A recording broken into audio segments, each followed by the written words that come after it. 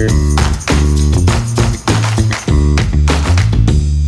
lot's changing in 2023. I do not want you to make these costly mistakes, so let's go through all three of them. If we haven't met, I'm Eric with Jazz Wealth Managers, where we don't just invest your dough. Today, we want to talk about saving you on the dough.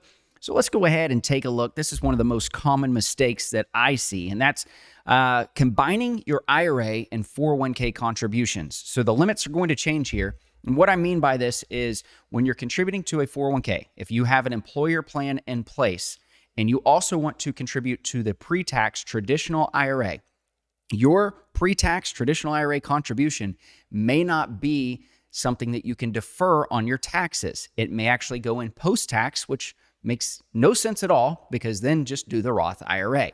So let me show you exactly what I'm talking about and why this is so important to really know what's going on here. So for single taxpayers covered by a workplace retirement plan, there's a range here, but it's between $73,000 and $83,000. This is directly from the IRS website. And so if you're making $73,000 to $83,000, if you contribute to your employer plan, or not even if you contribute, let's say you don't contribute to your employer plan, but you just want to do an IRA, not a Roth, but a pre-tax IRA, then it may not be tax deductible. So make sure you know this here. So if you are married filing jointly and you're covered by a workplace plan, you can't do it if you're $116,000 to $136,000. You can do it, but again, there's not going to be any tax deduction there for you.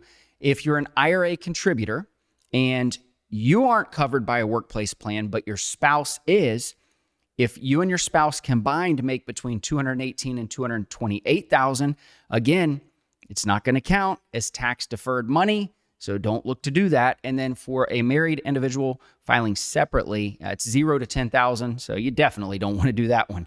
All right. So just be careful here with this. This is one of the most common mistakes that I see with people that are investing, because once you do the contribution to an IRA and it's post-tax money, if you have pre-tax money in there as well, it creates a lot of confusion. You fall under an aggregate rule or a pro rata rule that basically confuses everything, and it's a big mess, not only on your side, but even working with an advisor. There's a lot that comes into play to try to calculate all of this to make sure you're doing it right, so that when you want to withdraw the money, or not only that, when you want to do Roth conversions. So I say all that to say, it gets confusing. If it sounded confusing, it is. Another costly mistakes over the Roth IRA income limit. So as far as the Roth IRA income limit goes, if you are over the Roth IRA income limit, then you have to do an excess contribution or remove that by doing an excess contribution to your Roth IRA. Let me show you exactly what this looks like for 2023.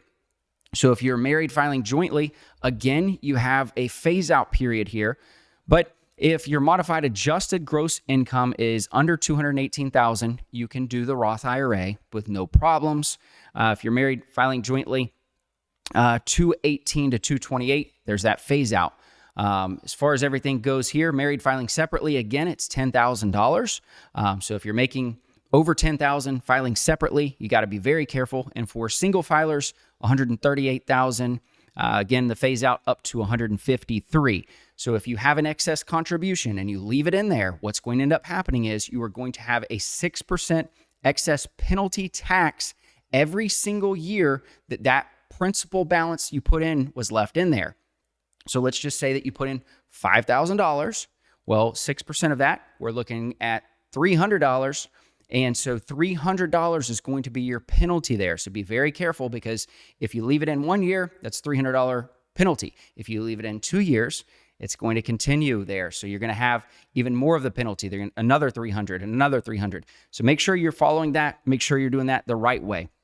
The next one we want to look at here is the last one as well. And so let me pull that up. And that is newly inherited IRAs are going to require an RMD.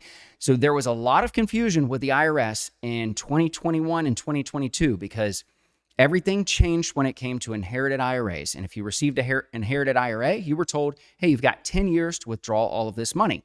Well, now the IRS said, yes, you have 10 years to withdraw all of the money, but not only that, you also have to start taking RMDs off of that. That's all going to start here in 2023, so be very careful there, because if you don't take the RMD, you can have up to a 50% tax for not taking that RMD. So it's a super costly mistake there. Make sure you don't make any of these mistakes this coming year. If you need an advisor to help you with any of this, you know where to find one.